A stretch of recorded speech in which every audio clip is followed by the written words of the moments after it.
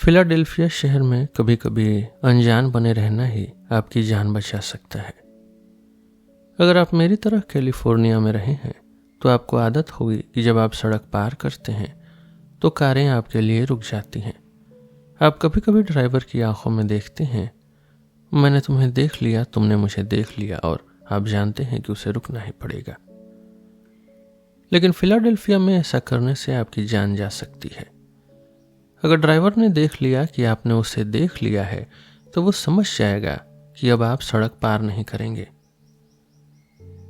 क्योंकि इंसान और कार की टक्कर में नुकसान हमेशा इंसान का ही होता है। इसलिए वहां सड़क पार करने का सबसे अच्छा तरीका क्या है कि अपनी आंखों को ट्रैफिक से दूर रखें। सड़क ऐसे पार करें जैसे आप खो गए हों या उलझन में हों, बस एक टूरिस्ट की तरह चलें। मकसद ये है कि आप बिल्कुल अनजान दिखें। ड्राइवर उन लोगों के लिए रुक जाते हैं जिन्हें अपनी जान बचाने का कोई मौका नहीं दिखता। इसलिए आपका सबसे बड़ा साथी है कुछ भी न पता होना। जब ड्राइवर को लगेगा कि आपको उसके आने की खबर ही नहीं है तो वह समझ जाएगा कि आप खुद को बचाने के लिए पीछे नहीं हटेंगे। तब वो अपनी गाड़ी धीरे कर लेगा। वैसे वो शायद ही धीरे करेगा। अगर आप पूरी तरह सेफ रहना चाहते हैं तो दूसरे लोगों के साथ सड़क पार करें, और अगर बहुत ज़्यादा सुरक्षित रहना है तो अपनी कार के अंदर ही रहें या फिलाडेल्फिया से दूर रहें। फिलाडेल्फिया की ज़िंदगी पुराने वीडियो गेम फ्रॉगर जैसी नहीं है। उस गेम में आपको एक मेंढक को 5 लेन के ट्रैफिक से बचाकर ले जाना होता था। सड़क पार करने के बाद आपको लकड़ी के लट्ठों और कछुओं के ऊपर से कूदकर दूसरी तरफ जाना होता था। फिलाडेल्फिया के उलट गेम में आंखें बंद करने से कोई फायदा नहीं होता। गेम की कारों और ट्रकों को इस बात से कोई फर्क नहीं पड़ता कि आप उन्हें देख रहे हैं या नहीं। उन्हें बस आपको कुचलने के लिए बनाया गया है। तो उस गेम में आप किसी इंसान से नहीं बल्कि नेचर के नियमों से लड़ रहे हैं। वहां सिर्फ सच मायने रखता है। वहां अनजान या बेवकूफ़ बनने से कोई मदद नहीं मिलती। लेकिन फिलाडेल्फिया में आप दूसरे लोगों के साथ एक खेल खेल रहे हैं। यहाँ नियम अलग हैं। यहाँ अनजान यानी इग्नोरेंट या बेवकूफ़ बनना आपके काम आ सकता है। जब नतीजा सिर्फ नेचर पर टिका हो तो बेवकूफ़ बनने का कोई फायदा नहीं। अगर आप कार को नहीं देखेंगे तो नेचर आपके मेंढक को कुचल देगी और खेल खत्म। लेकिन जब आप दूसरे लोगों के साथ कोई खेल खेलते हैं तो सब कुछ बदल जाता है। जैसे फिलाडेल्फिया में सड़क पार करना, जहां आपकी जीत दूसरों पर टिकी है, वहां अनजान या बेवकूफ़ दिखना बहुत काम की चीज़ हो सकती है। मैं दिमाग की पढ़ाई करने वाला एक एक्सपर्ट हूँ, इवोल्यूशनरी साइकोलॉजिस्ट हूँ। मैं अक्सर सोचता हूँ कि इंसान का दिमाग कैसे बना है। नेचर ने हमें बहुत कमाल का बनाया है। हमारे दिमाग की वजह से ही हमने स्पेस में पहुंचने वाले जहाज बनाए और बेहतरीन कविताएं लिखी। लेकिन हमारे दिमाग की इतनी तारीफ के बीच कुछ लोग इसकी बुराई भी करते हैं।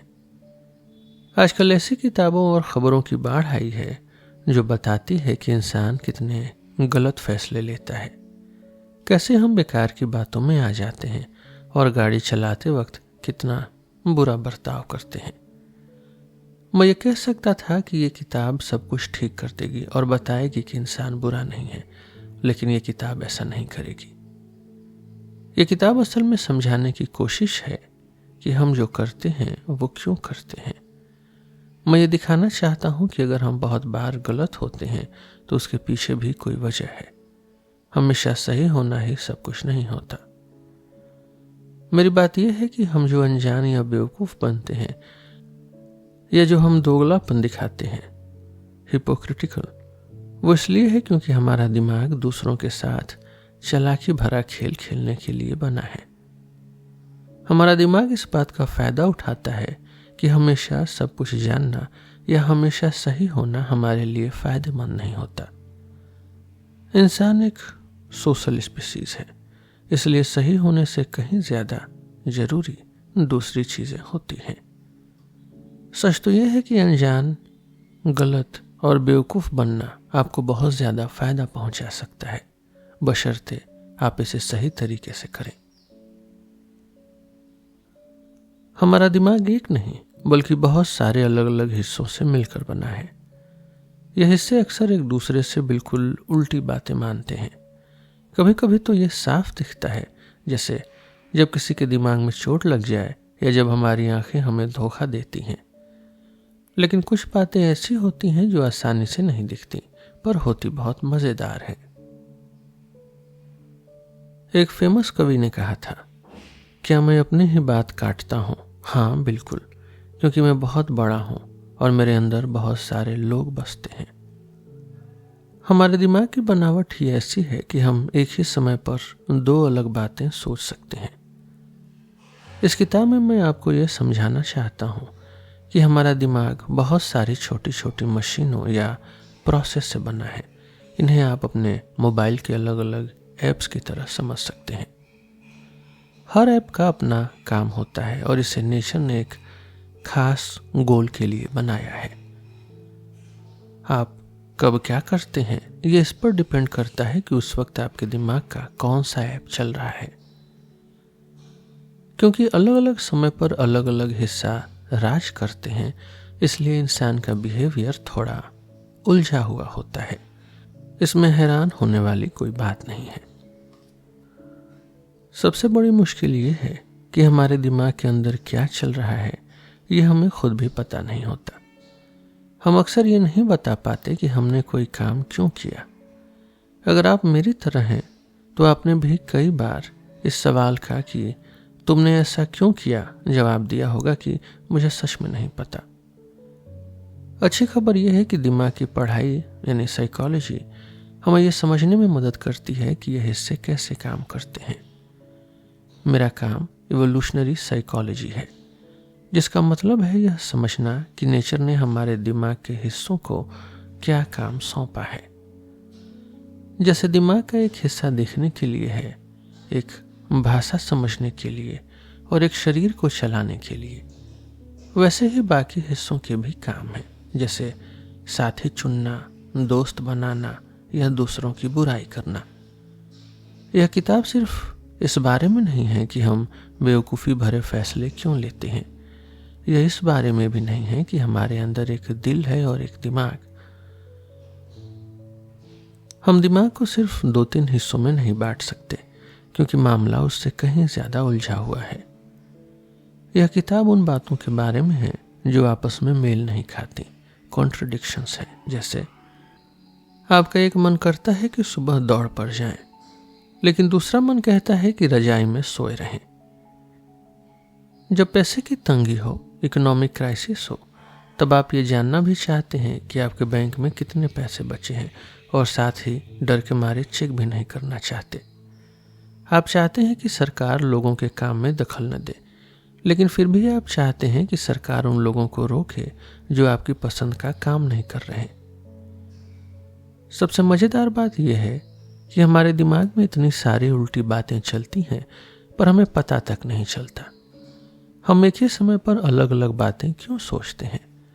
इसका जवाब यही है कि नेचर ने दिमाग को बहुत सारे हिस्सों में बांटा है, बहुत सारे मॉड्यूल्स में। ये हिस्से हमेशा मिलजुल कर काम नहीं करते। दिमाग के इन हिस्सों को आप अलग अलग इंसान की तरह समझ सकते हैं। कोई हिस्सा आपको मेहनती बनाता है, कोई आलसी, कोई समझदार, तो कोई बिल्कुल बुद्धू। आपको इनके बारे में पता भी नहीं चलता, ये बस अपना काम करते रहते हैं।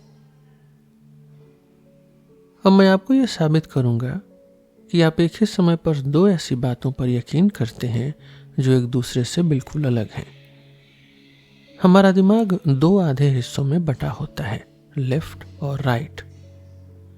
आमतौर पर ये दोनों हिस्से एक तार, कॉर्पस कैलोसम के जरिए एक दूसरे से बात करते हैं और जानकारी बांटते हैं।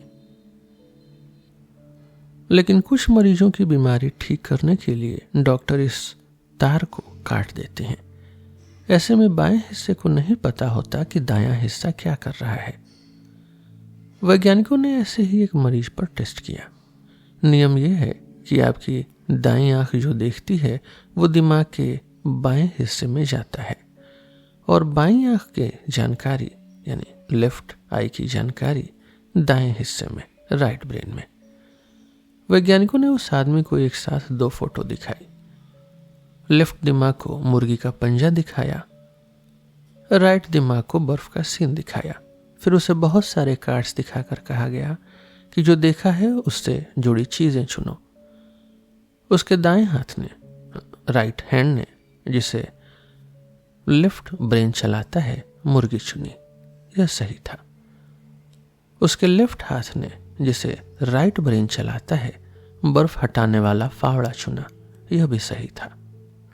लेकिन जब उससे पूछा गया कि उसने ये चीजें क्यों चुनी तो असली खेल शुरू हुआ। बोलने का काम लेफ्ट ब्रेन का होता है। लेफ्ट ब्रेन ने मुर्गी तो देखी थी पर उसने बर्फ नहीं देखी थी। उसने देखा कि उसका लेफ्ट हैंड फावड़े पर टिका है। अब उसे कारण बताना था। उसने झट से झूठ बोल दिया या कहानी बना ली। यह फावड़ा मुर्गी का दड़बा साफ करने के लिए है। सोचिए, उसे सच नहीं पता था, फिर भी उसके दिमाग ने एक झूठी कहानी बना ली ताकि वो सही दिख सके। असल में उस मरीज का कोई एक सच नहीं था, क्योंकि उसके दिमाग के 2 हिस्से अलग अलग बातें देख रहे थे। हम सबके साथ भी ऐसा ही होता है। बस हमारे दिमाग के तार कटे हुए नहीं हैं, फिर भी अलग अलग हिस्से अपनी मनमानी करते हैं। सिर्फ कटे हुए दिमाग वाले लोग ही नहीं, बल्कि आम लोगों के साथ भी ऐसा होता है कि उनके दिमाग के 2 हिस्से अलग अलग बातों पर यकीन करते हैं। इसके कुछ बहुत मजेदार एग्जाम्पल्स हैं। कई बार जिन लोगों का हाथ या पैर किसी वजह से काट दिया जाता है, उन्हें फिर भी उस जगह पर दर्द महसूस होता है। अगर आप उनसे पूछे तो वो कहेंगे कि हाँ, मेरा हाथ कट चुका है, लेकिन उनके दिमाग का एक हिस्सा अब भी यही मानता है कि हाथ वहीं है। एक बार एक डॉक्टर ने ऐसे ही एक मरीज को अपने गायब हाथ से कॉफी का कप पकड़ने को कहा। जैसे ही मरीज ने हाथ आगे बढ़ाया, डॉक्टर ने कप खींच लिया। मरीज दर्द से चिल्ला उठा। उसके दिमाग के एक हिस्से को पक्का यकीन था कि उसका हाथ वहां है और कप से टकरा गया है। फिर एक और है एलियन हैंड सिंड्रोम, जिद्दी हाथ। यह एक बहुत अजीब बीमारी है। इसमें मरीज का एक हाथ उसकी बात नहीं मानता। वो हाथ अपनी मर्जी से काम करता है, जैसे बटन खोल देना, खाना छीन लेना या कपड़े खींचना। मरीज को ऐसा लगता है जैसे उस हाथ का अपना अलग दिमाग है। कई बार तो मरीज अपने ही हाथ को तू कहकर डांटते हैं और दूसरा हाथ उसे रोकने की कोशिश करता है। ऐसा लगता है जैसे शरीर के अंदर ही 2 लोग आपस में लड़ रहे हों। कुछ लोग ऐसे होते हैं जो कहते हैं कि उन्हें कुछ भी दिखाई नहीं दे रहा, वे पूरी तरह अंधे हैं। लेकिन अगर आप उनके सामने एक्स या ओ लिखकर पूछें कि क्या लिखा है, तो वे सही अंदाजा लगा लेते हैं। यहां दिमाग का एक हिस्सा जानता है कि सामने क्या है, पर वो हिस्सा जो बोलता है उसे नहीं पता कि आंखें क्या देख रही हैं। इसलिए वो बार बार यही कहता है कि मैं तो अंधा हूं, पर असल में दिमाग का दूसरा हिस्सा सब देख रहा होता है। हमारा दिमाग अलग अलग डिब्बों यानी मॉड्यूल्स की तरह काम करता है। कुछ डिब्बे एक दूसरे से बात करते हैं और जानकारी शेयर करते हैं। कुछ डिब्बे बिल्कुल अलग रहते हैं, उन्हें दूसरे डिब्बों की बात से कोई फर्क नहीं पड़ता। इससे वैज्ञानिकों ने इनकैप्सुलेशन कहा है। इसका मतलब है एक डिब्बे की बात दूसरे तक नहीं पहुंचती। अगर दिमाग की ये गड़बड़ियां सिर्फ आंखों के धोखे तक ही सीमित रहती तो शायद हमें इतनी चिंता करने की जरूरत नहीं थी। लेकिन कुछ गड़बड़ियां ऐसी होती हैं जिनसे लोग काफी परेशान हो जाते हैं। एक बड़े विद्वान ने एक बार कहा था कि दुनिया के 2 सबसे बड़े मिस्ट्रीज हैं। पहला ये कि ये दुनिया बनी ही क्यों, और दूसरा ये कि लोग रात को अपने फ्रिज पर ताला क्यों लगाते हैं। अब फ्रिज पर ताला लगाने वाली बात को गौर से समझिए। जो लोग डाइटिंग कर रहे होते हैं उन्हें अक्सर सलाह दी जाती है कि खाने को खुद से दूर रखें या फ्रिज लॉक कर दें। ताकि जब रात को अचानक कुछ खाने का मन करे तो आलस की वजह से आप उठ कर न जाएं। लेकिन यहाँ एक बहुत बड़ी उलझन है। अगर आप रात को खाना नहीं चाहते तो बस मत खाइए, ताला लगाने की नौबत ही क्यों आई।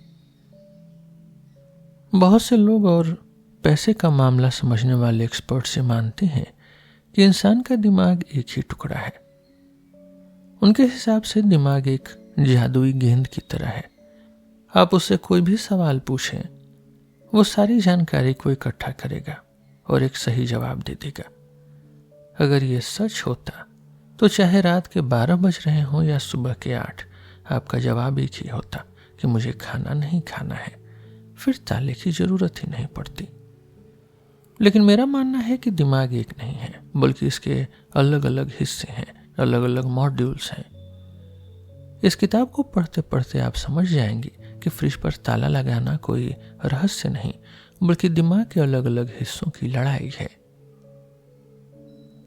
एक तरह की गड़बड़ी होती है, दोगलापन या हिपोक्रेसी। इसका मतलब है दूसरों को किसी काम के लिए बुरा भला कहना और खुद वही काम छिप कर करना। इसे समझने के लिए एक रोबोट की कल्पना करें। मान लीजिए उस रोबोट के पास एक डायरी है जिसमें सारे नियम लिखे हैं कि क्या सही है और क्या गलत। जब वो किसी दूसरे को देखता है तो अपनी डायरी देखता है और कहता है ये गलत है, और जब वो खुद कुछ करने जाता है तब भी वही डायरी देखता है। ऐसा रोबोट कभी हिपोक्रेट नहीं हो सकता, कभी दोगला नहीं हो सकता, क्योंकि उसके पास नियमों की एक ही लिस्ट है। पर हम इंसान ऐसे नहीं हैं। हमारे दिमाग में नियमों की कोई एक लिस्ट नहीं है। हमारे दिमाग में अलग अलग हिस्से हैं और हर हिस्से की अपनी अलग सोच है। इसी वजह से हम वो काम कर बैठते हैं जिन्हें हम दूसरों के लिए गलत बताते हैं। इंसान की बनावट ही ऐसी है कि उसमें दोगलापन होना आम बात है। भले ही आपको लगता हो कि आप एक ही इंसान हैं और सब कुछ आपके कंट्रोल में है, लेकिन सच ये है कि आपके अंदर बहुत सारे आप बसते हैं। ये सब मिलकर काम तो करते हैं, पर अक्सर एक दूसरे की बात नहीं मानते। यही वजह है कि दुनिया में हर कोई सिर्फ आपको छोड़कर थोड़ा हिपोक्रेट नजर आता है। मशीनों में अगर हम कुछ आदतें डाल दें, कुछ इंस्टिंक्ट्स, तो वे और भी समझदार लगने लगती हैं। इंसान भी एक तरह की नेचुरल मशीन ही है। जैसे जैसे इवोल्यूशन हुआ, हमारे अंदर छोटे छोटे कई हिस्से जुड़ते गए। इससे हम समझदार तो बन गए, पर हमारे अंदर ही अंदर झगड़े भी शुरू हो गए। एक बहुत ही दिलचस्प किताब है जिसमें सोचने वाली मशीनों का जिक्र है। मान लीजिए आपके पास माचिस की डिब्बी के बराबर एक छोटी खिलौना कार है। इसके आगे एक सेंसर लगा है जो गर्मी को पहचानता है। हमने इसे ऐसा बनाया है कि जितनी ज्यादा गर्मी होगी, इसके पहिए उतने ही तेजी से उल्टे घूमेंगे।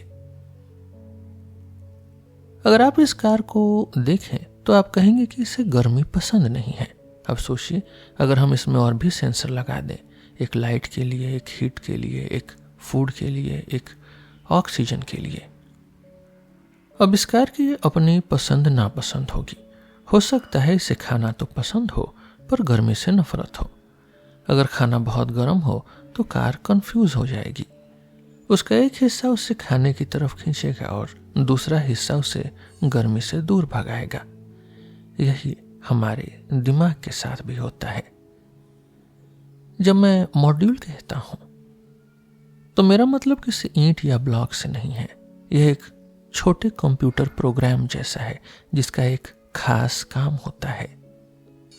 जैसे आपके फोन में अलग अलग काम के लिए अलग अलग ऐप्स होते हैं, एक फोटो खींचने के लिए, एक मैसेज भेजने के लिए, वैसे ही दिमाग में भी अलग अलग ऐप्स या मॉड्यूल होते हैं। एक मॉड्यूल का काम है खतरा देखना, दूसरे का काम है दोस्त बनाना और तीसरे का काम है खाना ढूंढना। जब हम बहुत सारे छोटे छोटे और कम समझदार ऐप्स को एक साथ जोड़ देते हैं तो एक बड़ी और बहुत स्मार्ट मशीन बन जाती है। क्योंकि हमारे अंदर बहुत सारे मॉड्यूल हैं, इसलिए उनमें झगड़ा होना पक्का है। जैसे वो खिलौना कार, उसे खाना चाहिए पर गर्मी नहीं चाहिए। अगर खाना गर्म है तो वो क्या करेगी? यहाँ दो तरीके हो सकते हैं। दोनों मॉड्यूल जोर लगाएं और जो ज्यादा ताकतवर होगा कार उस तरफ जाएगी। एक नया कनेक्शन बनाया जाए जो कहे कि अगर खाना दिख जाए तो गर्मी वाले डर को कुछ देर के लिए भूल जाओ। पर जैसे जैसे दिमाग बड़ा होता गया, इतने सारे कनेक्शन बनाना मुश्किल होता गया। इसलिए अक्सर हमारे दिमाग के हिस्से आपस में बस लड़कर फैसला करते हैं। हमारा दिमाग आज की दुनिया के हिसाब से नहीं बना है। इसे हजारों साल पहले के जंगलों और गुफाओं वाले माहौल के हिसाब से बनाया गया। नेचर बहुत धीरे धीरे बदलती है। हमारे पूर्वजों को जो मुश्किलें आती थी, हमारा दिमाग भी आज भी उन्हीं को सुलझाने के लिए तैयार है। मछली के दिमाग में एक मॉड्यूल है, जो भी चीज पानी में हिले उसे खा लो। शिकारी इसी बात का फायदा उठाते हैं। वे कांटे में कीड़ा फंसाते हैं। मछली का पुराना मॉड्यूल उसे खाने को कहता है और वो फंस जाती है। पुराने समय में मीठा फल मिलना बहुत बड़ी बात थी, क्योंकि उसमें कैलोरीज, उसमें ताकत होती थी। इसलिए हमारा दिमाग मीठा देखते ही पागल हो जाता है। आज हमारे पास मिठाई और कोल्ड ड्रिंक की कमी नहीं है, पर दिमाग का वो पुराना ऐप आज भी कहता है बस खाते जाओ। इसी वजह से आज लोग बीमार पड़ रहे हैं। भले ही दुनिया बदल गई है, पर जमीन और नेचर के कुछ नियम नहीं बदले। जैसे ग्रेविटी आज भी वैसे ही काम करती है। हम आज भी बीमार पड़ते हैं। हमारे आज भी दोस्त और दुश्मन होते हैं। इंसान और बाकी जीव जंतु असल में नेचर की बनाई हुई मशीनें हैं। पर हमारी मशीनों और नेचर की मशीनों में एक फर्क है। हम मशीनें अपने फायदे के लिए बनाते हैं, लेकिन नेचर ने हमें सिर्फ एक मकसद, एक गोल के लिए बनाया है, रिप्रोडक्शन, अपनी नस्ल को आगे बढ़ाने के लिए। हजारों सालों से नेचर ने हमें इस तरह तराशा है कि हमारे शरीर का हर हिस्सा अपने काम में एक्सपर्ट बन गया है। मेरे पास एक पत्ती वाला कीड़ा है। इसे देखकर कोई भी धोखा खा जाए कि ये असली पत्ती है या कीड़ा है। नेचर ने इसे ऐसा रंग और डिजाइन दिया है कि ये बिल्कुल एक सड़ी हुई पत्ती जैसा दिखता है। इसकी ऐसी बनावट ही इस बात का सबूत है कि इसका काम क्या है। इसका काम है दुश्मनों से छिपना।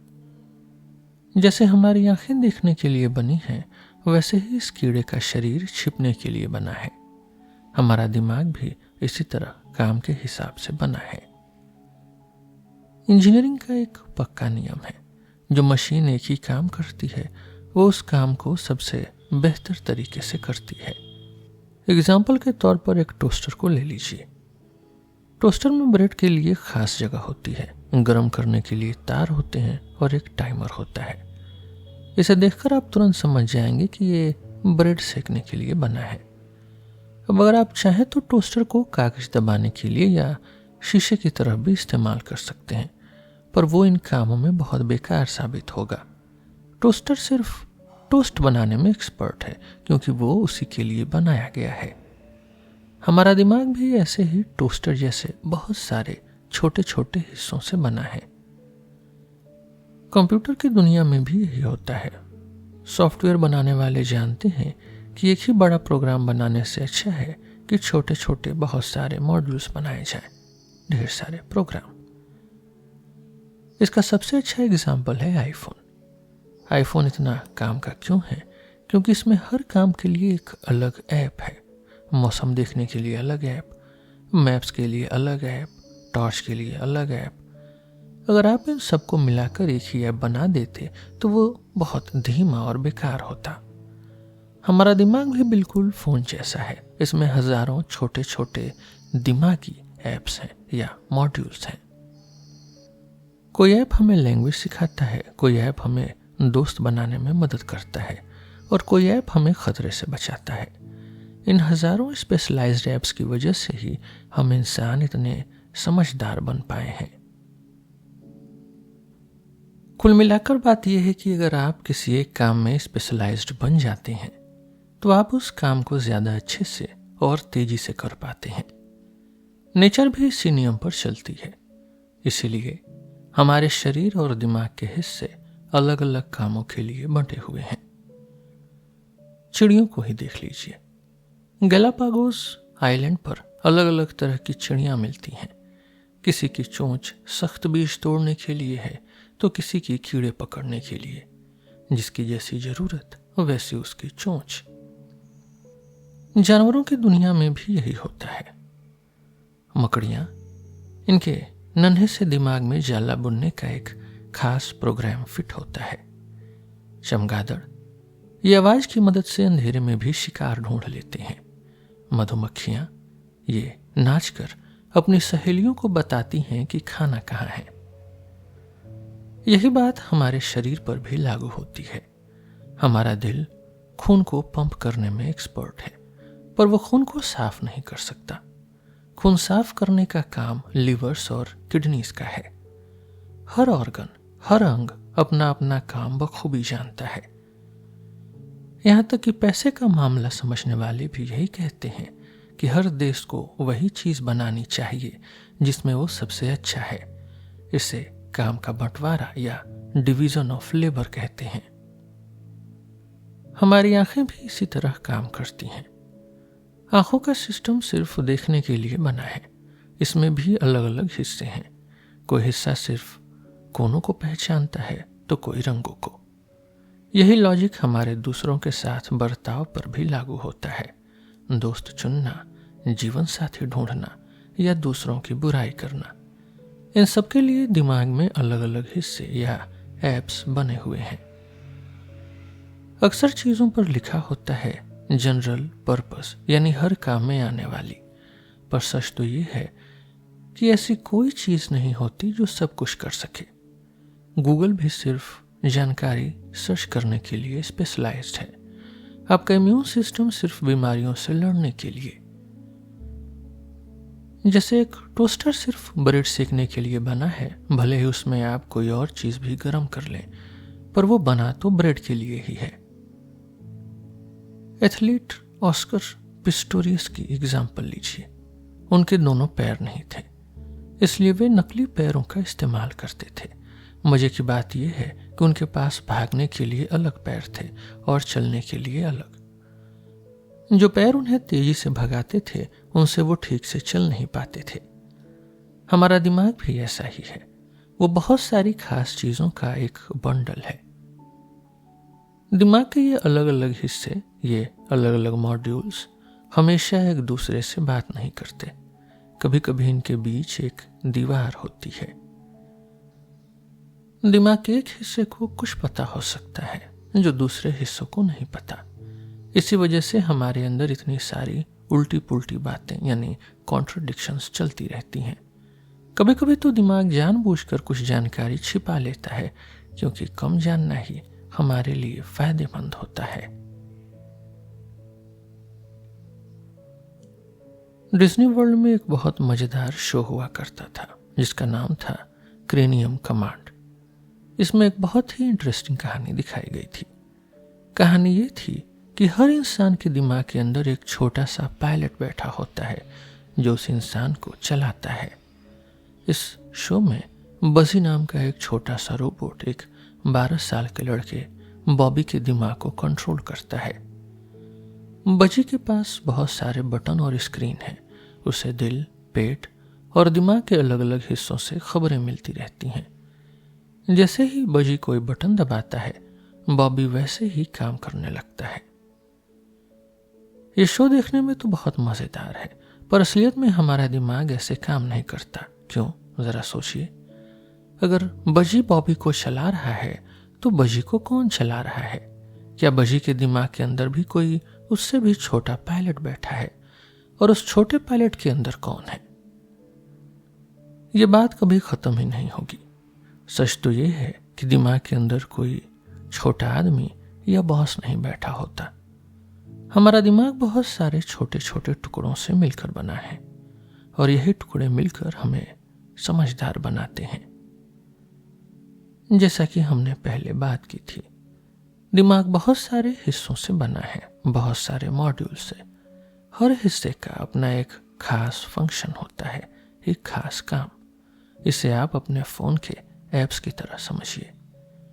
अगर आप अपने फ़ोन में एक छेद कर दें तो आप किसी एक खास ऐप को बाहर नहीं निकाल सकते, क्योंकि वे सॉफ्टवेयर हैं। वैसे ही दिमाग के मॉड्यूल्स, दिमाग के हिस्से भी पूरे दिमाग में फैले हो सकते हैं, पर उनका काम तय होता है। शो में बॉबी को पता ही नहीं चलता कि बजी उसके लिए डिसीजन ले रहा है। हमारे साथ भी बिल्कुल ऐसा ही होता है। हमारे दिमाग के बहुत सारे हिस्से ऐसे काम करते हैं जिनकी हमें भनक तक नहीं लगती। जैसे जब आप किसी से बात करते हैं तो आपका बोलने वाला हिस्सा शब्द चुनता है, पर उसे ये नहीं पता होता कि दिमाग के दूसरे हिस्सों ने वो बात क्यों चुनी। एक बहुत ही फेमस एक्सपेरिमेंट हुई थी। इसमें वैज्ञानिकों ने देखा कि जब कोई इंसान अपना हाथ हिलाने का फैसला लेता है तो उसके दिमाग में हलचल यानी ब्रेन एक्टिविटी उस फैसले के महसूस होने से पहले ही शुरू हो जाती है। इसका मतलब क्या है? इसका मतलब ये है कि आपके दिमाग के किसी हिस्से ने हाथ हिलाने का फैसला पहले ही ले लिया था और आपको उसका पता थोड़ी देर बाद चला। आपको लगा कि मैंने अभी फैसला लिया, पर सच ये है कि काम पहले ही शुरू हो चुका था। तो फिर मैं कौन हूं? अगर दिमाग में हजारों छोटे छोटे हिस्से हैं, हजारों छोटे छोटे मॉड्यूल्स हैं और वे अपना अपना काम कर रहे हैं, तो फिर मैं यानी ये सेल्फ कौन है? अक्सर हमें लगता है कि जो हिस्सा बोल रहा है वही मैं हूं। हमें लगता है कि हम ही सब कुछ कंट्रोल कर रहे हैं, पर यह बस एक एहसास है। सच तो यह है कि दिमाग के हजारों हिस्सों में से किसी एक को मैं कहना गलत होगा। दिमाग में कोई एक खास बॉस नहीं है। वहां बस बहुत सारे छोटे छोटे समझदार पुर्जे हैं जो मिलजुल कर काम कर रहे हैं। दिमाग का एक हिस्सा प्रेस सेक्रेटरी की तरह काम करता है। इसका काम है दुनिया को यह बताना कि आप कितने सही हैं, और इसके लिए वह अक्सर चालाकी का सहारा लेता है। एक famous TV show the West Wing था। इसमें अमेरिका के राष्ट्रपति को एक बड़ी बीमारी थी, पर उन्होंने यह बात जनता से छिपा कर रखी थी। उनकी प्रेस सेक्रेटरी सीजे क्रेग को भी इस बारे में कुछ नहीं पता था।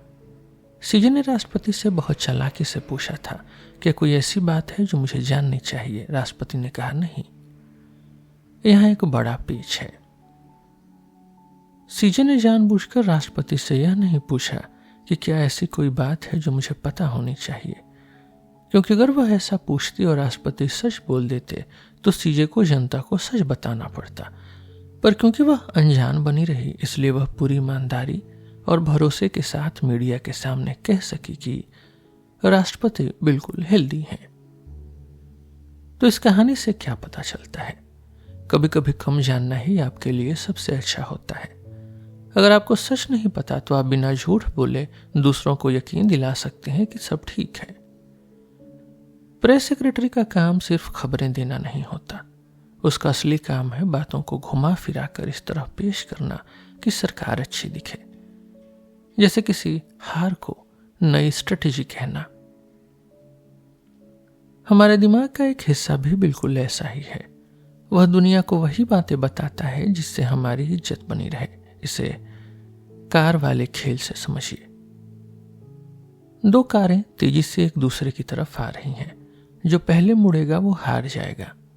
अगर आप अपने स्टीयरिंग व्हील खिड़की से बाहर फेंक दें और सामने वाला ड्राइवर ये देख ले तो उसे मुड़ना ही पड़ेगा, क्योंकि वो जानता है कि अब आपके हाथ में कुछ नहीं है। लेकिन अगर सामने वाला ड्राइवर अपनी आंखों पर पट्टी बांध ले तो आपकी सारी चालाकी फेल हो जाएगी। यहां अंधा बनना या अनजान बनना एक बड़ी ताकत है। हम सबको लगता है कि हम अपने दिमाग के मालिक हैं, पर सच तो ये है कि हम सिर्फ अपने दिमाग के प्रेस सेक्रेटरी या खबरी हैं। हमारा काम बस समाज के सामने अपने दिमाग की सफाई पेश करना है। जैसे किसी कंपनी का पीआर यानी पब्लिक रिलेशंस ऑफिसर सिर्फ वही बोलता है जो उसे बताया जाता है, वैसे ही आप भी सिर्फ अपने दिमाग के एक छोटे से हिस्से का रिप्रेजेंटेशन कर रहे हैं। आपको खुद नहीं पता कि आपके दिमाग के बाकी हिस्से क्या खिचड़ी पका रहे हैं। दिमाग के हिस्से एक दूसरे से बात क्यों नहीं कर पाते, इसे कंप्यूटर की फाइलों से समझिए। जैसे एक फोटो .jpg को आप गाना बजाने वाले ऐप में नहीं खोल सकते, वैसे ही दिमाग का देखने वाला हिस्सा अपनी जानकारी को ऐसे तरीके में रखता है जिसे बोलने वाला हिस्सा नहीं पढ़ पाता। इसीलिए आपके अंदर हजारों कॉन्ट्रडिक्शंस, हजारों उल्टी पुल्टी बातें एक साथ रह सकती हैं और आपको उनका पता भी नहीं चलता।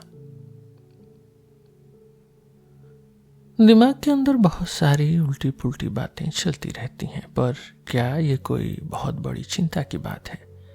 क्या इस बात से फर्क पड़ता है कि हम ये नहीं बता पाते कि हमें कुछ चीजें गलत क्यों लगती हैं? शायद हाँ। दिमाग के इन अलग अलग हिस्सों को समझने से हमारी सोच बदल जाती है। अब हमें ये नहीं सोचना चाहिए कि हमारे दिमाग का कोई एक बॉस है, इसके बजाय हमें यह समझना चाहिए कि अलग अलग समय पर दिमाग के अलग अलग हिस्से राज करते हैं। हम उस वक्त क्या करेंगे ये इस बात पर डिपेंड करता है कि हम किस हालत में हैं। जैसे जंगल में भालू को देखकर हमारे अंदर बचने वाला हिस्सा तुरंत चालू हो जाता है और हमें वहां से भागने पर मजबूर कर देता है, हमारे दिमाग के ये हिस्से जरूरत के हिसाब से चालू और बंद होते रहते हैं। कभी कभी बाहर की छोटी छोटी चीजें भी हमारे दिमाग के हिस्सों को जगा देती हैं और हमें पता तक नहीं चलता। एक स्टडी में लोगों को पैसे वाला एक खेल खिलाया गया। उन्हें चुनना था कि वे सेल्फिश बनेंगे या सबके साथ मिलकर चलेंगे। जब उन लोगों ने बस एक पल के लिए एक दूसरे की आंखों में झांका तो वे दूसरों की मदद करने के लिए ज्यादा तैयार हो गए। बस एक छोटी सी नजर ने उनके मिलजुल कर रहने वाले हिस्से यानी प्रो सोशल मॉड्यूल को जगा दिया। एक बहुत फेमस एक्सपेरिमेंट में एक सुंदर लड़की ने कुछ लड़कों से बात की। पहली हालत में बात एक ऊंचे और हिलते हुए खतरनाक पुल पर हुई। दूसरी हालत में बात एक सेफ और मजबूत पुल पर हुई। हिलते हुए पुल पर मिलने वाले करीब 50% लड़कों ने बाद में उस लड़की को फोन किया, जबकि सुरक्षित पुल वाले बहुत कम लड़कों ने ऐसा किया। यहाँ हुआ ये कि पुल के डर से लड़कों का दिल तेज धड़का, पर उनके दिमाग के एक हिस्से ने उसे प्यार या पसंद समझ लिया। उनके दिमाग को बेवकूफ बनाना कितना आसान था। दिमाग के हिस्से सिर्फ बाहर की चीजों से नहीं बल्कि अंदर की चीजों से भी बदलते हैं। जब आपको बहुत तेज भूख लगती है तो खाना ढूंढने वाला हिस्सा दिमाग पर कब्जा कर लेता है। इसीलिए कहते हैं कि भूखे पेट बाजार नहीं जाना चाहिए, वरना आप ऐसी चीजें खरीद लेंगे जिन्हें बाद में आपका दूसरा हिस्सा पसंद नहीं करेगा। 18 साल के लड़कों में अक्सर लड़की ढूंढने वाला हिस्सा ही सबसे ज्यादा एक्टिव रहता है। वहीं जब कोई नया माता पिता बनता है तो उनके अंदर बच्चे का ख्याल रखने वाला हिस्सा अचानक जाग जाता है और बाकी सब पीछे छूट जाते हैं। अब समझते हैं कि डर क्या है। असल में डर और कुछ नहीं बल्कि दिमाग का एक तरीका है। जब आप भालू देखते हैं तो डर आपके खाने पीने या रोमांस वाले एप्लीकेशंस को बंद कर देता है और सिर्फ जान बचाने वाला एप्लीकेशन, जान बचाने वाला ऐप को चालू कर देता है। बहुत से पढ़े लिखे लोग और फिलोसोफर्स मानते हैं कि इंसान का दिमाग एक ही है। वे इस बात से परेशान हो जाते हैं कि एक ही इंसान दो अलग बातें कैसे सोच सकता है। वे कहते हैं एक आदमी एक ही समय पर दो अलग बातें कैसे मान सकता है। पर सच तो यह है कि इंसान कोई एक चीज नहीं है। आप एक ही समय पर S1, S2 और शायद S8, 571 भी हो सकते हैं। आपके दिमाग के हजारों हिस्से हो सकते हैं और हर हिस्से की अपनी अलग बात हो सकती है। दिमाग के कोने में लाइनें बराबर हो सकती हैं और दूसरे कोने में छोटी बड़ी। हमारा प्रेस सेक्रेटरी यानी बोलने वाला हिस्सा अक्सर सच से अनजान रहता है। कभी कभी कम जानना ही उसके लिए अच्छा होता है ताकि वो दूसरों को पूरे भरोसे के साथ अपनी बात समझा सके। इसीलिए हमारे अंदर हिपोक्रेसी यानी दोगलापन पैदा होता है। एक हिस्सा कुछ बोलता है और दूसरा हिस्सा कुछ और ही कर रहा होता है। अब यकीन के धोखे को देखिए, बिलीफ के धोखे को। मान लीजिए कोई इस बात पर यकीन करता है, यह कहना गलत है क्योंकि हो सकता है कि उसके दिमाग का एक हिस्सा उस बात को माने और दूसरा न माने। इसे समझने के लिए एक टेस्ट देखिए जिसे IAT कहते हैं, इम्प्लिसिट एसोसिएशन टेस्ट। यह लोगों के मन के अंदर छिपे स्टीरियोटाइपिंग यानी भेदभाव को जांचने के लिए है। इस टेस्ट में लोगों को स्क्रीन पर नाम और अच्छे बुरे शब्द दिखाए जाते हैं। रिसर्च के आंकड़े बताते हैं कि जब लोगों को ब्लैक नाम प्लस अच्छे शब्द को एक साथ जोड़ना होता है तो उनका दिमाग थोड़ा स्लो काम करता है। वहीं वाइट नाम और अच्छे शब्द को जोड़ते वक्त वे तेज होते हैं। जब वैज्ञानिक कहते हैं कि इंसान खुद को रोकता है तो वे एक बड़े बॉस की बात कर रहे होते हैं जो अंदर बैठा है, पर असल में वहां कोई बॉस नहीं है। वहां बस एक हिस्सा दूसरे हिस्से को दबा रहा होता है। मैं किसी बात पर बिलीव करता हूं, मैं किसी बात पर यकीन करता हूं, यह कहना बोलचाल में तो ठीक है, पर अगर हमें सच में समझना है कि हमारा दिमाग कैसे काम करता है तो हमें हर मॉड्यूल के बारे में अलग से सोचना होगा। हमें यह देखना होगा कि बिलीफ यानी यकीन असल में दिमाग के किस डिब्बे, किस मॉड्यूल या हिस्से के अंदर है। दिमाग के बारे में एक और अजीब बात सोचिए। आपके दिमाग के कुछ हिस्से बोलने वाले हिस्से यानी प्रेस सेक्रेटरी को खबर भेजते हैं और कुछ नहीं भेजते। इसका मतलब यह है कि आपके दिमाग के अंदर बहुत कुछ ऐसा चल रहा है जिसके बारे में आपको कभी पता ही नहीं चल सकता, जिसे आप कभी यह नहीं जान सकते कि एक बैट को, एक चमगादड़ को कैसा महसूस होता है। वैसे ही आप यह भी नहीं जान सकते कि आपके दिमाग के उन हिस्सों में क्या चल रहा है जो आपसे बात नहीं करते। क्या पता आपके दिमाग के उन खामोश हिस्सों को भी सब कुछ महसूस होता हो। यह सोचना थोड़ा डरावना है कि आपके सिर के अंदर कुछ ऐसे हिस्से हैं जो सब देख सुन रहे हैं, पर वे किसी को कुछ बता नहीं सकते। दिमाग के बारे में सबसे अच्छी बात फेमस वैज्ञानिक मार्विन मिन्स्की ने कही थी। उन्होंने कहा था कि दिमाग छोटे छोटे एजेंट्स का एक सोसाइटी है, एक समाज है। हर एजेंट की अपनी छोटी सी ताकत है। कोई जानकारी रखता है, कोई दूसरों को काम करने का तरीका सिखाता है, तो कोई गलत बातें सोचने पर रोक लगाता है। अकेला कोई भी एजेंट समझदार नहीं है, पर जब ये सब मिल जाते हैं तो एक बहुत समझदार मशीन, एक स्मार्ट मशीन बन जाती है। कोई एक असली बॉस या मैं जैसी चीज असल में होती ही नहीं है। ज्यादातर लोग और बड़े बड़े स्कॉलर्स यही सोचते हैं कि हमारा दिमाग सिर्फ इसलिए बना है ताकि वह सच को जान सके। वे कहते हैं कि अगर हमें सच नहीं पता होगा तो हम सही काम कैसे करेंगे। यह बात सुनने में तो सही लगती है, पर पूरी तरह सच नहीं है। अक्सर सच जानना हमारे लिए नुकसानदेह यानी डैमेजिंग हो सकता है। नेचर ने हमारा दिमाग सिर्फ सच ढूंढने के लिए नहीं, बल्कि हमें जिंदा रखने और अपनी नस्ल को बढ़ाने यानी रिप्रोडक्शन के लिए बनाया है। और इस काम में कभी कभी अनजान रहना ही सबसे अच्छा होता है। सोचिए, आप एक दुकान में शैम्पू खरीदने गए हैं। वहां 50 तरह के शैम्पू हैं और सबकी कीमत और क्वालिटी लगभग एक जैसी है। अगर आप हर एक की गहराई से रिसर्च करने बैठेंगे तो आपका पूरा दिन बर्बाद हो जाएगा। यही बात जीवन साथी यानी मेट चुनने पर भी लागू होती है।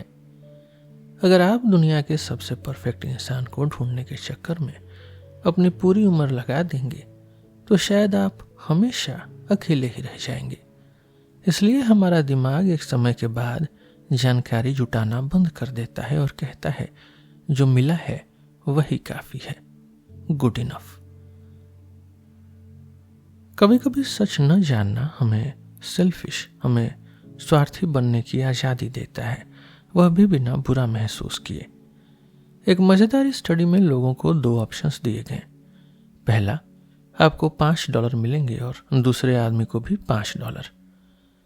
दूसरा ऑप्शन, आपको $6 मिलेंगे और दूसरे आदमी को सिर्फ $1। ज्यादातर लोगों ने पहला वाला चुना क्योंकि वे अच्छा दिखना चाहते थे। लेकिन जब दूसरे ग्रुप को यह मौका दिया गया कि वे अपनी मर्जी से $6 चुन लें और उन्हें यह पता न चले कि दूसरे को क्या मिल रहा है, तो बहुतों ने जानबूझकर सच जानने वाला बटन नहीं दबाया। उन्होंने $6 लिए और मन में सोचा, मुझे क्या पता दूसरों को क्या मिला, मैंने तो बस पैसे लिए। समाज या लोग या सोसाइटी हम पर तभी उंगली उठाते हैं जब उन्हें पता हो कि हमें सच पता है। मान लीजिए घर में आग लगी है, आप बाहर खड़े हैं और आपको बुरा लग रहा है। तभी एक लड़का आकर चिल्लाता है, देखो खिड़की में एक बिल्ली फंसी है। अब आप मुसीबत में हैं। अगर आप बिल्ली को नहीं बचाएंगे तो लोग कहेंगे कि आप पत्थर दिल हैं। अगर बचाएंगे तो आपकी जान को खतरा है। अगर वह लड़का आपको न बताता तो आप चैन से घर चले जाते और आपकी रेपुटेशन, आपकी इज्जत पर कोई दाग नहीं लगता। एक ट्रेन तेजी से आ रही है और 5 लोगों को कुचलने वाली है। आपके पास एक भारी आदमी खड़ा है। अगर आप उसे धक्का देकर पटरी पर गिरा दें तो ट्रेन रुक जाएगी और 5 लोग बच जाएंगे, पर वह आदमी मर जाएगा। ज्यादातर लोग कहते हैं कि धक्का देना गलत है, लेकिन इस सच को जानना ही आपको एक ऐसे धर्म संकट, एक ऐसे डायलेमा में डाल देता है जहां आप चाहे जो करें रिजल्ट बुरा ही होगा। एक famous TV show the wire में एक पुलिस अफसर बहुत अच्छी बात कहता है। शहर में बाहर शराब पीना मना था। अब पुलिस हर किसी को तो पकड़ नहीं सकती थी, वरना वे असली अपराधियों को कब पकड़ते।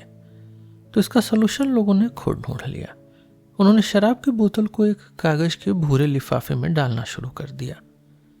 अब पुलिस को पता तो था कि अंदर क्या है, पर वे कह सकते थे कि हमने तो बोतल देखी ही नहीं।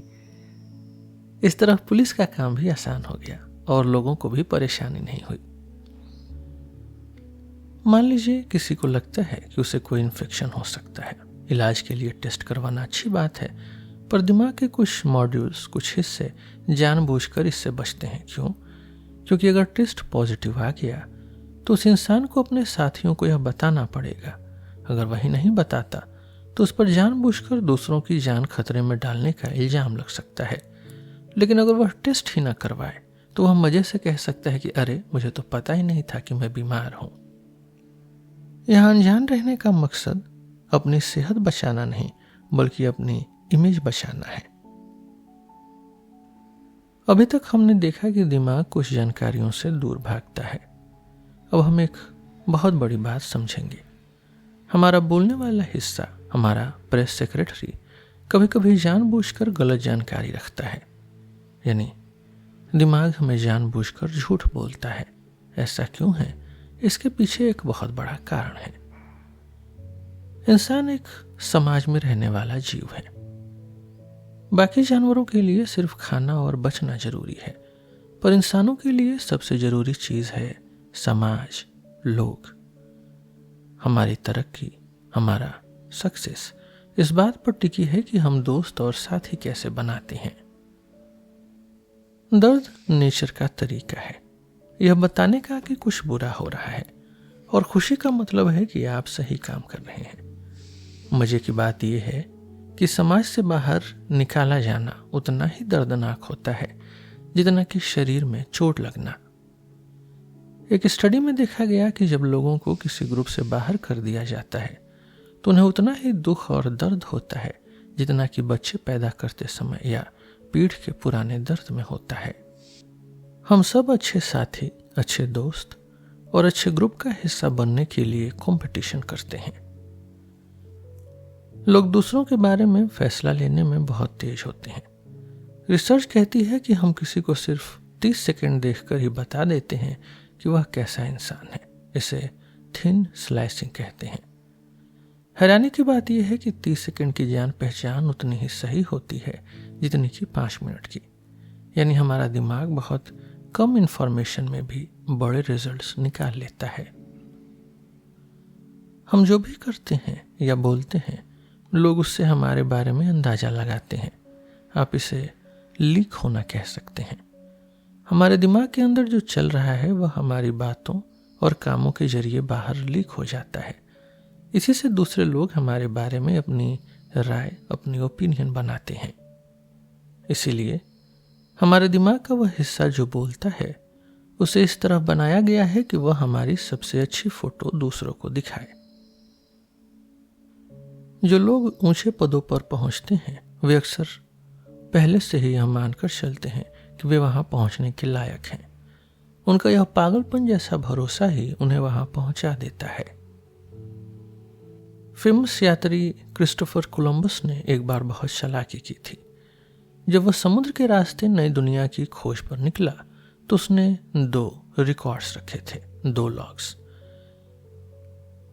पहला दिखावे वाला रिकॉर्ड था। इसमें उसने जानबूझकर दिखाया कि जहाज बहुत कम दूर चला है ताकि उसके साथी डरे नहीं। और दूसरा असली रिकॉर्ड, इसमें उसने सही दूरी लिखी थी ताकि वह खुद रास्ता न भटक जाए। हमारा दिमाग भी बिल्कुल ऐसा ही करता है। वह एक रिकॉर्ड दुनिया को दिखाने के लिए रखता है जिसमें हम बहुत महान और अच्छे दिखते हैं, और दूसरा असली रिकॉर्ड अंदर कहीं छिपा कर रखता है जिसे वह जरूरत पड़ने पर ही इस्तेमाल करता है। दुनिया में बहुत से लोग ऐसी बातों पर यकीन करते हैं जिन्हें साइंस या नेचर के नियमों से नहीं समझाया जा सकता। शायद आपको लगे कि यह सब गलत है, पर इसके पीछे भी समाज, लोग का एक बड़ा कारण है। पुराने समय में अगर आप वह नहीं मानते थे जो आपके आसपास के लोग या राजा मानते थे, तो आपको जान से मारा जा सकता था। आज भी अगर आप अपने समाज की खास बातों को नहीं मानेंगे तो लोग आपको अपने ग्रुप से बाहर निकाल सकते हैं। इसलिए दिमाग के लिए कभी कभी सच जानने से ज्यादा जरूरी यह होता है कि वह ऐसी बातें माने जिससे उसके बहुत सारे दोस्त और मददगार बन सकें। अकेले सच जानकर भूखा मरने से अच्छा है कि आप सबके साथ मिलकर वह माने जो सब मान रहे हैं। अब हम खुद को धोखा देने यानी सेल्फ डिसेप्शन की बात करेंगे। कभी कभी जानबूझकर गलत होना हमारे लिए फायदेमंद होता है। हमारा दिमाग कुछ बातों को इस तरह गलत मानता है कि अगर दूसरे भी उस पर यकीन कर लें तो हमें समाज, लोग या सोसाइटी के बीच एक बढ़त मिल जाती है। अगर हम मान लें कि दिमाग में बहुत सारे हिस्से हैं तो यह समझना आसान हो जाता है कि एक इंसान एक ही समय पर किसी बात को जान भी सकता है और उससे अनजान भी रह सकता है। क्या आप जानते हैं कि एक रिसर्च में 94% कॉलेज टीचरों ने खुद को एबव एवरेज, औसत से बेहतर माना, और 68% ने तो खुद को सबसे टॉप क्वार्टर में रखा। मैथ के हिसाब से यह नामुमकिन है कि 94% लोग एवरेज से ऊपर हों। इसका मतलब है कि बहुत सारे लोग, शायद मैं भी, गलत हूं। इसे लेक वोबेगॉन इफेक्ट कहते हैं। यह वहम उन चीजों में ज्यादा होता है जो साफ साफ नहीं दिखती, जैसे ड्राइविंग करना या अच्छा इंसान होना। एक टेस्ट में करीब 10 लाख छात्रों से पूछा गया कि वे दूसरों के साथ घुलने मिलने में कितने अच्छे हैं। 25% छात्रों ने कहा कि वे इस काम में दुनिया के सबसे टॉप 1% लोगों में आते हैं।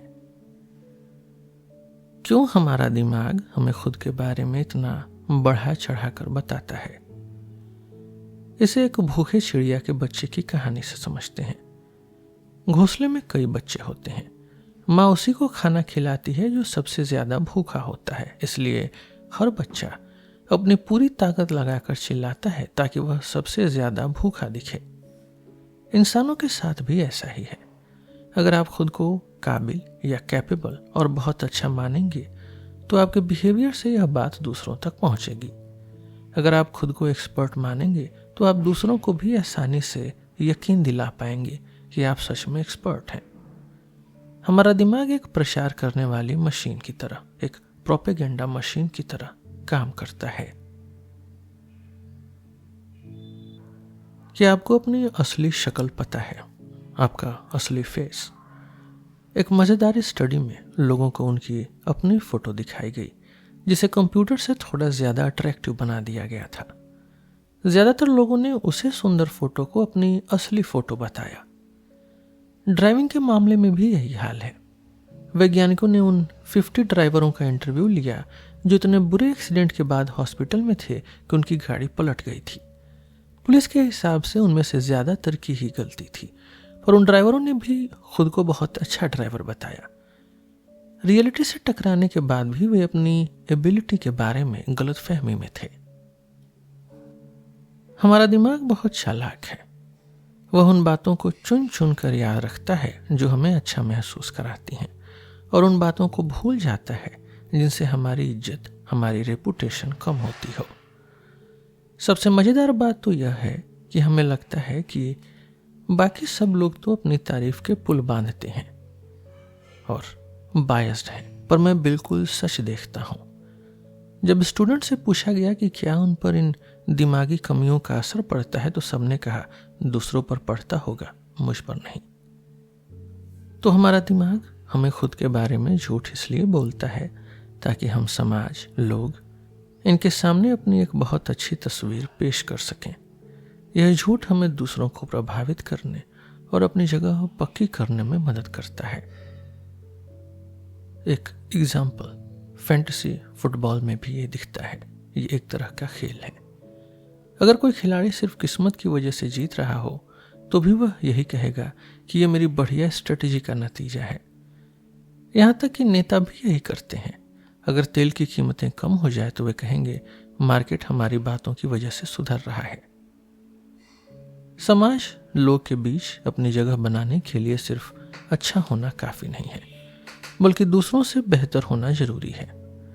इसे एक एग्जाम्पल से समझते हैं जिसे बैंकर्स पैराडॉक्स कहते हैं। बैंक उन्हीं को पैसा उधार देता है जिनके पास पहले से पैसा हो। वैसे ही हम उन्हीं से दोस्ती करना चाहते हैं जो हमें फ्यूचर में काम आ सके। इसलिए हर कोई यह दिखाने की कोशिश करता है कि वह सबसे खास और वैल्यूएबल है। फेमस स्कॉलर विलियम जेम्स ने कहा था कि अगर कोई साइकोलॉजिस्ट है तो उसे इस बात से फर्क नहीं पड़ता कि उसे दूसरी भाषाओं का ज्ञान नहीं है, लेकिन अगर कोई उससे बड़ा मनोवैज्ञानिक मिल जाए, उससे बड़ा साइकोलॉजिस्ट, तो उसे बहुत बुरा लगता है। हमें दुख तब नहीं होता जब हम दुनिया में पीछे होते हैं, दुख तब होता है जब हम अपने खास मुकाबले में दूसरे नंबर पर आते हैं। एक और एक्सपेरिमेंट में देखा गया कि हम अपने दोस्तों के साथ कैसा बिहेव करते हैं। लोगों को एक शब्दों वाला गेम खेलने को कहा गया। जब खेल को सिर्फ मजे के लिए बताया गया तो लोगों ने अपने दोस्तों को आसान क्लूज दिए, आसान सुराग, ताकि उनका दोस्त जीत सके। पर जब खेल को बुद्धिमानी की पहचान बताया गया, इंटेलिजेंस टेस्ट, तो लोगों ने अपने दोस्तों को कठिन क्लूज दिए, कठिन सुराग, और अनजान लोगों को आसान। यहाँ दिमाग का एक हिस्सा चाहता है कि दोस्त हमसे आगे न निकल जाए, ताकि समाज, लोग में हमारी इम्पोर्टेंस कम न हो जाए। पर जब उनसे पूछा गया तो उन्होंने यही कहा कि वे सबके साथ ईमानदार थे, फेयर थे। एक और चीज जो हमारा दिमाग हमें गलत दिखाता है वह है बिना वजह की उम्मीद, अनजस्टिफाइबल ऑप्टिमिज्म। हमें लगता है कि हमारे साथ तो सब अच्छा ही होगा, जैसे करियर में कामयाबी, और बुरी चीजें जैसे एक्सीडेंट सिर्फ दूसरों के साथ होंगी। अगर हम स्टैटिस्टिक्स देखें तो यह बिल्कुल गलत है। समाज या लोग के बीच रहने के लिए ऑप्टिमिज्म रखना एक अच्छी स्ट्रेटेजी है। अगर मैं आपको यकीन दिला दूं कि मेरा फ्यूचर बहुत शानदार है तो आप मुझसे दोस्ती करना चाहेंगे। फ्यूचर के बारे में झूठ बोलना आसान है क्योंकि वो अभी तक हुआ ही नहीं है। दूसरी तरफ जो लोग हमेशा बुरा सोचते हैं, जो पेसिमिस्टिक हैं, उन्हें लोग कम पसंद करते हैं। लेकिन याद रहे, अगर आप अकेले कोई काम कर रहे हैं, जैसे फ्रॉगर गेम खेलना, तो रियलिटी जानना ही बेहतर है। ज्यादा उम्मीद के चक्कर में आप गलत फैसला ले सकते हैं और अपना नुकसान कर सकते हैं। आपको लगता होगा कि वैज्ञानिक सिर्फ सच की तलाश करते हैं, पर वे भी इंसान हैं। विज्ञान की दुनिया में नई खोज की कीमत बहुत है। अपनी बात को नया दिखाने के लिए कई वैज्ञानिक दूसरों की बातों को गलत तरीके से पेश करते हैं। वे किसी पुराने वैज्ञानिक की बात उठाते हैं, उसे थोड़ा तोड़ मरोड़ कर पेश करते हैं, जैसे कि उस पुराने वैज्ञानिक ने कुछ गलत कहा हो, और फिर अपनी बात को सुधार के रूप में, इम्प्रूवमेंट के रूप में पेश करते हैं। चाहे वो खुद की तारीफ हो, फ्यूचर की उम्मीद हो, या बिना काम की दवा। हमारा दिमाग जानबूझकर हमें गलत दिखाता है ताकि हम समाज में बेहतर दिख सकें और हमारा शरीर बेहतर तरीके से काम कर सके। चलिए आगे बढ़ने से पहले एक बार पीछे मुड़कर देख लेते हैं कि हमने अब तक क्या क्या बातें की। मैंने एक खास शब्द का इस्तेमाल किया है, स्ट्रेटेजिकली रॉन्ग, जिसका आसान मतलब है कि फायदे के लिए गलत होना। कुछ लोग इसे पॉजिटिव इल्यूजन्स या हसीन सपने भी कहते हैं, पर मुझे फायदे के लिए गलत होना शब्द ज्यादा पसंद है। क्यों? क्योंकि यह बताता है कि हमारा दिमाग ऐसा जानबूझकर करता है। इसका असली मकसद है दूसरों को अपनी बातों पर यकीन दिलाना। अगर दूसरे लोग आपकी उन बातों को सच मान लें जो असल में गलत हैं, तो इसमें आपका ही फायदा होता है। बहुत से लोग इन बातों को खुद को धोखा देना कहते हैं, जैसे मेरी टीम पक्का जीतेगी, भले ही वो बुरी तरह हार रही हो। मैं दुनिया का सबसे अच्छा ड्राइवर हूँ, भले ही मैंने अभी अभी गाड़ी ठोक दी हो। अगर मैं पासा ठीक से फेंकूं तो मेरी मर्जी का नंबर आएगा। अगर हम यह सोचें कि हमारा दिमाग एक ही टुकड़ा है, तो यह बात बड़ी अजीब लगती है। कोई खुद को धोखा कैसे दे सकता है? पर अगर हम दिमाग को छोटे छोटे हिस्सों के रूप में देखें तो यह सब बहुत सिंपल हो जाता है। दिमाग के कुछ हिस्से सिर्फ प्रोपेगेंडा करने के लिए बने हैं। जैसे किसी नेता का खबरी झूठ फैलाता है, वैसे ही ये हिस्से आपके बारे में अच्छी अच्छी बातें फैलाते हैं। इनका काम सच बोलना नहीं, बल्कि आपको महान दिखाना है। साइकोलॉजी की किताबों में सेल्फ यानी मैं शब्द का बहुत इस्तेमाल होता है, पर मेरा मानना है कि जब भी आप यह शब्द सुने तो सावधान हो जाएं। हमारे सिर के अंदर कोई एक मैं नहीं बैठा है, बल्कि बहुत सारे छोटे छोटे मॉड्यूल्स अपना अपना काम कर रहे हैं। यहाँ कोई किसी को धोखा नहीं दे रहा, बस अलग अलग हिस्से अपना काम कर रहे हैं।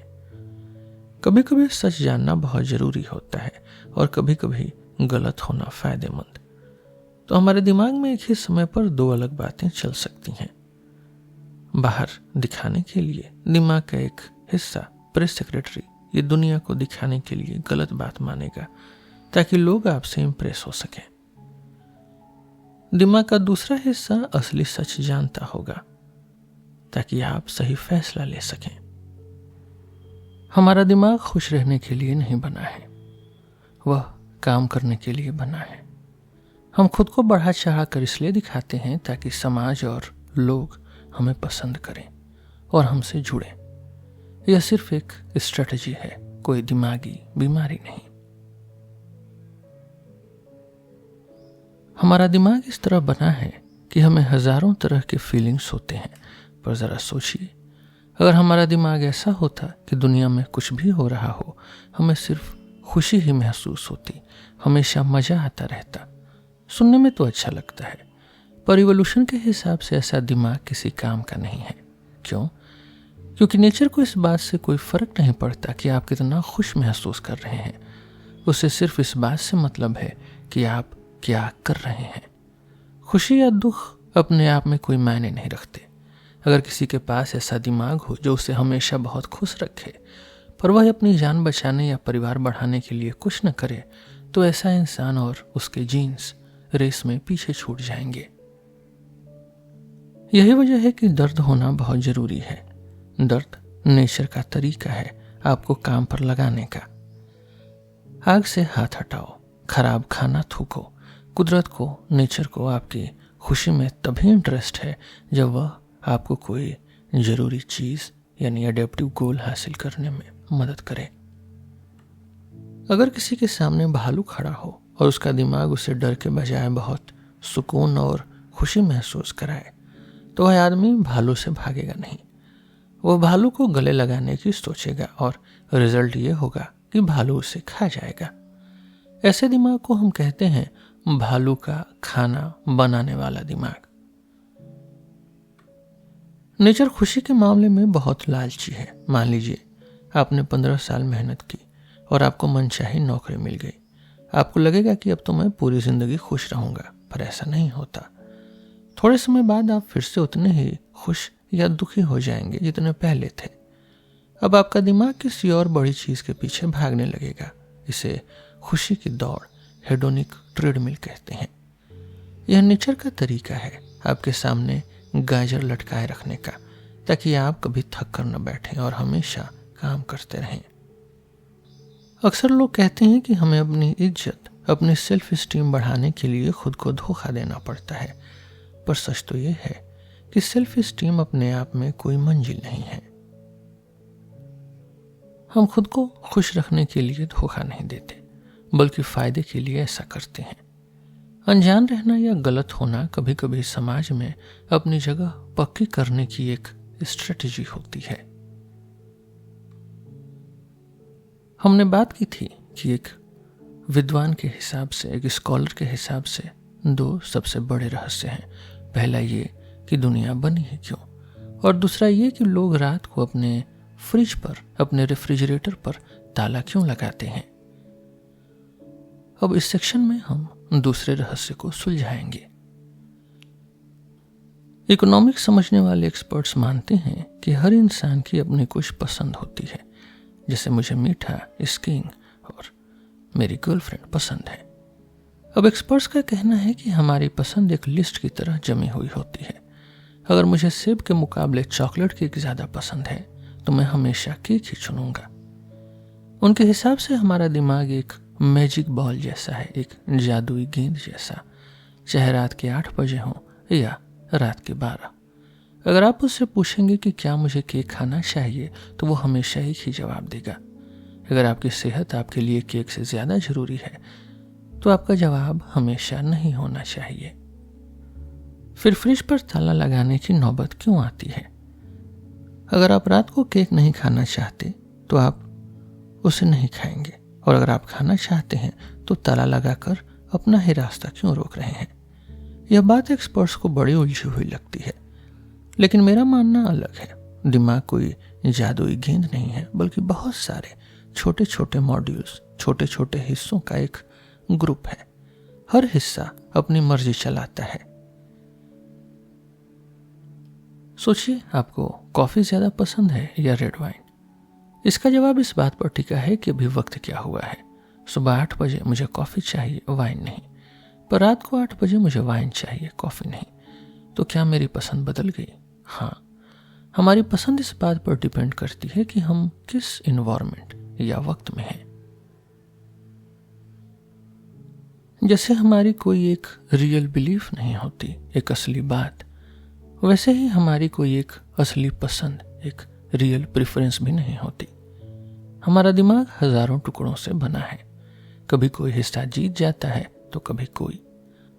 इसीलिए हम कभी खुद पर काबू रख पाते हैं और कभी फ्रिज का ताला तोड़कर केक खा लेते हैं। आखिर हमारा दिमाग ऐसा क्यों काम करता है? क्या एक ऐसा दिमाग बेहतर नहीं होता जो हर वक्त एक जैसा रहे, चाहे कॉन्टेक्स्ट कैसा भी हो? इकोनॉमिक्स समझने वाले शायद यही कहेंगे, पर हकीकत ऐसी नहीं है। हमारे दिमाग के अलग अलग हिस्से अलग अलग माहौल में जागते हैं। दिमाग के कुछ हिस्से सिर्फ आपकी आज की जरूरतों को पूरा करने के लिए बने हैं।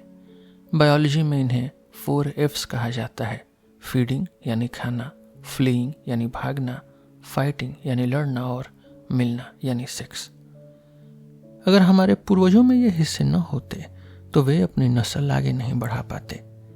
यह हिस्से हमें तुरंत मिलने वाली खुशी यानी इंस्टेंट ग्रेटिफिकेशन की तरफ ले जाते हैं, जैसे मीठा और तला हुआ खाना, सुबह देर तक रजाई में सोए रहना ताकत बचाने के लिए, बिना सोचे समझे किसी की तरफ खींचे चले जाना। इसे ऐसे समझें कि यह हिस्से तब राज करते हैं जब आपको लगे कि कल हो न हो। दूसरी तरफ हमारे पास कुछ ऐसे हिस्से भी हैं जो दूर की सोचते हैं। यह हिस्से ही हमें सुबह जल्दी उठकर दौड़ने पर मजबूर करते हैं ताकि हम फ्यूचर में हेल्दी रहें। यही हिस्से हमें पैसे बचाने और फालतू के कामों से बचने की सलाह देते हैं। डिस्काउंट रेट नाम का एक शब्द आता है। इसका आसान मतलब है कि आप किसी इनाम के लिए कितना इंतजार कर सकते हैं। हाई डिस्काउंट रेट यानी आप बहुत उतावले हैं, इम्पेशेंट हैं, आपको आज ही सब कुछ चाहिए। लो डिस्काउंट रेट यानी आप में बहुत पेशेंस है, बहुत सब्र है, आप कल के बड़े फायदे के लिए आज का छोटा मजा छोड़ सकते हैं। मजे की बात यह है कि इंसान हजारों साल तक इंतजार कर सकता है, पर एक नन्हा बंदर सिर्फ 8 सेकंड इंतजार कर पाता है। हमारी जिंदगी अक्सर इन दो तरह के हिस्सों की लड़ाई बन जाती है। आप इसे ऐसे पहचान सकते हैं। मुझे आइसक्रीम खानी तो बहुत पसंद है, पर बाद में दुख होता है कि क्यों खाए, यानी उतावले हिस्से, इम्पेशेंट वाले नहीं। पेशेंट वाले यानी सब्र वाले हिस्से में है कि मुझे सुबह 6 बजे उठना तो पसंद नहीं है, पर उठने के बाद बहुत अच्छा लगता है। हमारा दिमाग इन दोनों के बीच ट्रेड ऑफ करता रहता है। अगर आप बहुत भूखे हैं तो खाने वाला हिस्सा जीत जाएगा, अगर आप सेफ महसूस कर रहे हैं तो सब्र वाला हिस्सा जीत जाएगा। क्योंकि हमारे सब्र वाले हिस्से जानते हैं कि मौका मिलते ही उतावले हिस्से गड़बड़ करेंगे, इसलिए वे पहले से ही तैयारी कर लेते हैं। जैसे लोग अलार्म को बिस्तर से दूर रखते हैं ताकि सुबह उसे बंद करने के लिए उठना ही पड़े। अपनी सैलरी से अपने आप पैसे कटने का इंतजाम करते हैं ताकि हाथ में पैसे आने पर वे उन्हें खर्च न कर दें। ओडेशियस की एक पुरानी कहानी है जिसमें राजा ने खुद को जहाज के खंभे से बंधवा लिया था ताकि वह परियों के जादुई गाने को सुनकर समुद्र में न कूद जाए। हमारा दिमाग कोई एक बॉस नहीं चलाता। कॉन्टेक्स्ट के हिसाब से कभी उतावला हिस्सा जीतता है तो कभी सब्र वाला हिस्सा। हम कौन सा फैसला लेंगे यह इस बात पर टिका है कि उस वक्त हमारे दिमाग का कौन सा ऐप सबसे ज्यादा एक्टिव है। खुद पर काबू यानी सेल्फ कंट्रोल कोई जादुई ताकत नहीं है। यह दिमाग के अलग अलग हिस्सों के बीच का एक हिसाब किताब है। कॉन्टेक्स्ट और इनाम को देखकर हमारा दिमाग यह तय करता है कि उसे अभी मजा लेना है या कल के लिए रुकना है। इकोनॉमिक्स के एक्सपर्ट्स और दिमाग के डॉक्टर दोनों ही इंसान को समझने की कोशिश कर रहे हैं, पर दोनों का तरीका अलग है। कुछ एक्सपर्ट्स पत्थर की मूर्ति की तरह सोचते हैं।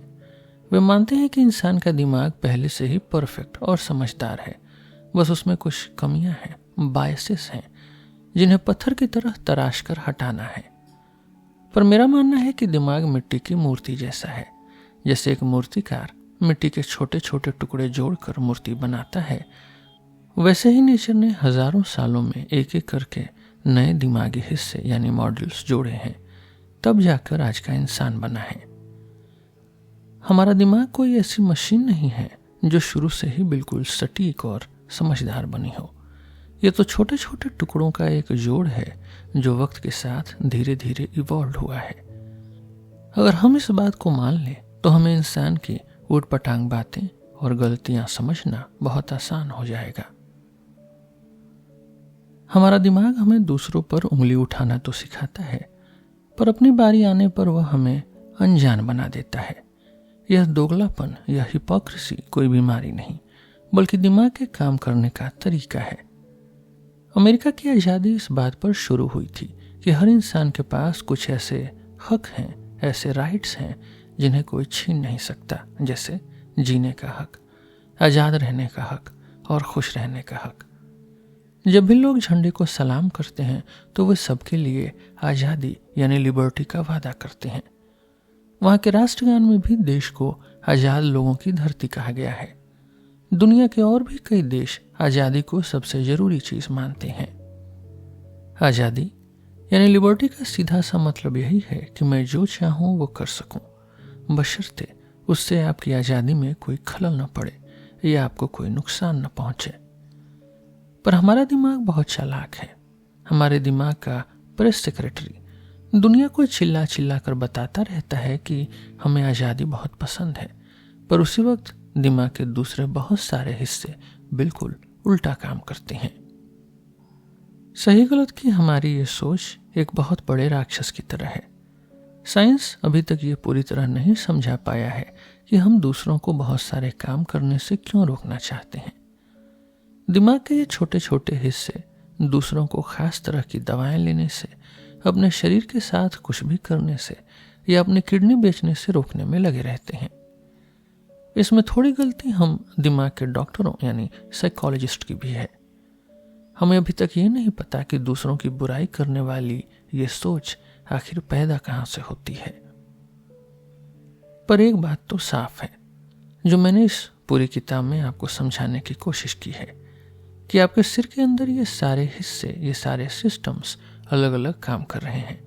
इसका मतलब ये है कि दिमाग का एक हिस्सा आज़ादी को बढ़ावा देने में यकीन रखता है, तो दूसरा हिस्सा उसी वक्त दूसरों की आज़ादी छीनने पर तुला होता है।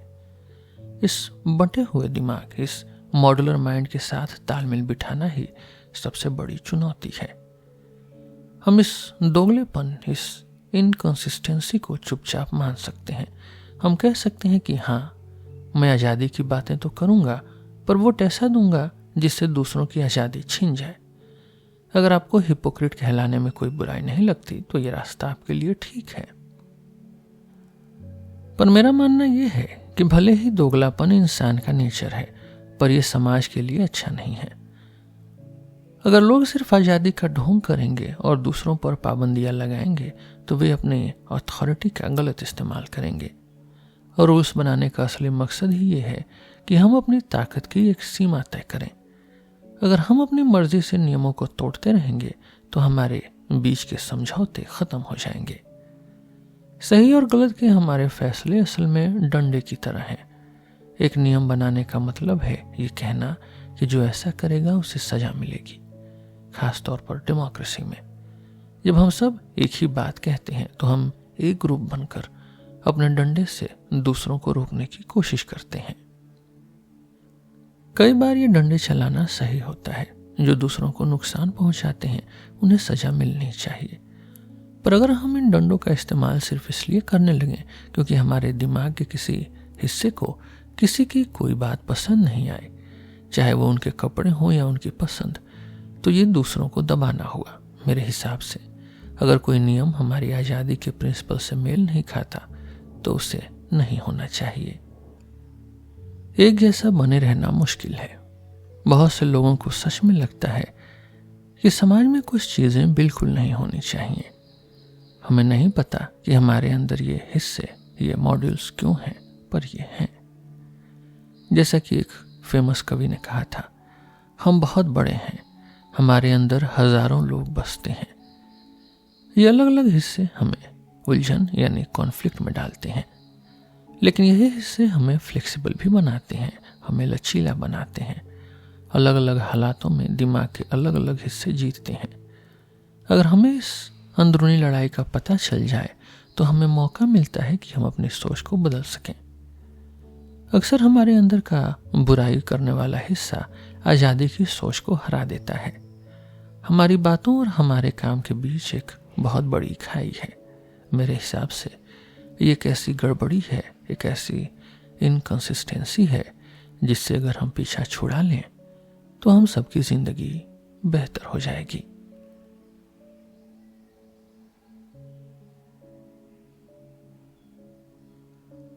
इस बुक में बस इतना ही।